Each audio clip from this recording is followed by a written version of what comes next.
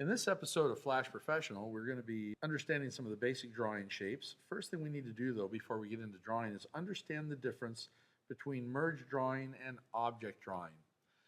Flash actually has two different modes of drawing. Object drawing, you're going to discover, is extremely similar to Illustrator, where merge drawing is kind of its own thing with Flash. Let's take a look at these two. We have a series of ovals. And I'm going to go ahead and zoom in on these. We have a series of ovals that are overlapping each other. In merge drawing, if I go ahead and select the red, notice there's no bounding box, but the red is kind of grayed out with these little dots. Same thing with the blue, same with the green.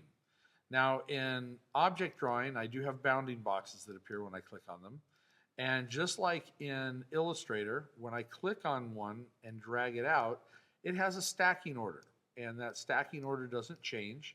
So no matter where I rearrange them, they will still follow the same stacking order. One object does not damage the other. With merge drawing, as I click on this and move it, notice that the object behind has been affected by the object that was on top. If I click on there and then I remove that one, it has now left another mark within that particular object. The other thing with merge drawing, if I actually have two objects that are the same color, let me go ahead and I'll click on this blue, and then I'll click my eyedropper and click on the green. So now both of these are the same green color.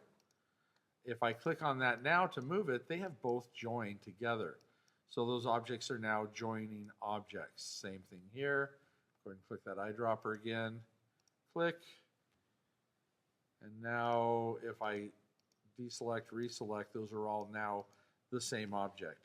So that's kind of the difference between merge drawing and object drawing. I'm going to go ahead and pick the line tool. The line tool works very similar to the line tool in Illustrator.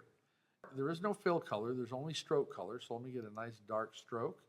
I click and drag, and wherever I drag, that line will appear. I can change the stroke value and bump that stroke style up. And once again, if I draw a new line, let me go ahead and click outside the box. If I draw a new line and hold the shift key down, it constrains that line to 45-degree angles. I do have the option of changing the style. I can go to dashed lines, dotted lines, and let's create one with a ragged line. So if I click and let go, I've got ragged lines, stippled lines, and then last but not least, hatched lines. The oval and rectangle tools, let me go ahead and pull up the rectangle tool. With the rectangle, we do have an option.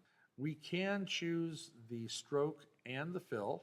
When we choose a stroke and a fill, if we are in object mode, it works just like it did when we were in Illustrator. In object mode, if I click on a box and go to move it, everything moves.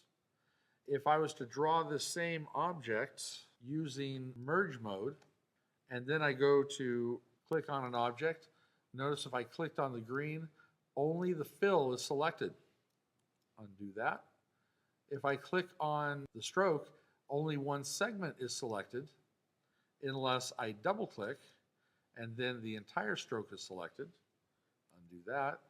Or if I click on the fill and double click on the fill, then everything is selected. So that's a way of selecting items and using that mode. Let's try the oval tool. Now once again, if I hold the shift key down, it constrains it to a perfect circle. I do have some options here, and those options won't really do anything for me when I am in just the standard oval mode, even no matter if I'm in the merge or object drawing. But if I actually go out here and choose rectangle primitive, in fact, let's start with oval primitive, and I draw another oval out here, I can actually change oval options, the starting angle or the ending angle, and I can even do an inner radius. So let me go ahead and select this, get rid of those. Let me start with a new rectangle, show you some of the options with rectangle. I can actually change how rounded the corners are, or I can have them be inverse. I can break the link and have these individual. and even make, say, one of them a 0, so it'll be a sharp edge. So I can actually change these around too in my rectangle options.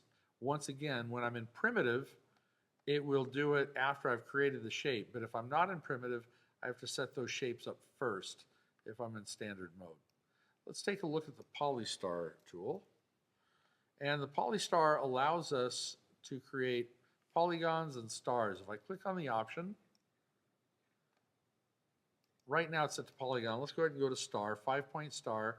It is 0.5 point size. And if I draw that out, and let me go ahead and pull that more center here. When I'm in merge mode, click on the star and it will separate that. One other thing that's kind of interesting I can do with this too, and I can actually select half of the star or any portion of the star. And when you're in merge mode, it will allow you to just select certain parts of that object and not necessarily the entire object. So we can break that apart. There's one last tool I'd like to take a look at. Let's go ahead and get rid of that. And that is the Deco Tool. This one is really kind of a fun tool. When I click on Deco Tool, notice I have all these different drawing effects. First one is called a vine fill. If I click on the vine fill and drag, it creates a vine across my screen. And it's still drawing. Let me go ahead and select all that and delete it. I'm going to go back to my Deco Tool. This time I'm going to pick on, let's take a look at the building brush. And with the building brush, right now it's set to a building size of 1, random buildings. And if I click at the bottom and drag up, it will create a series of skyscrapers for a cityscape. And it's pretty much picking these buildings at random. There are 5 to choose from, and looks like we've had kind of all 5 out there. So that's the building brush.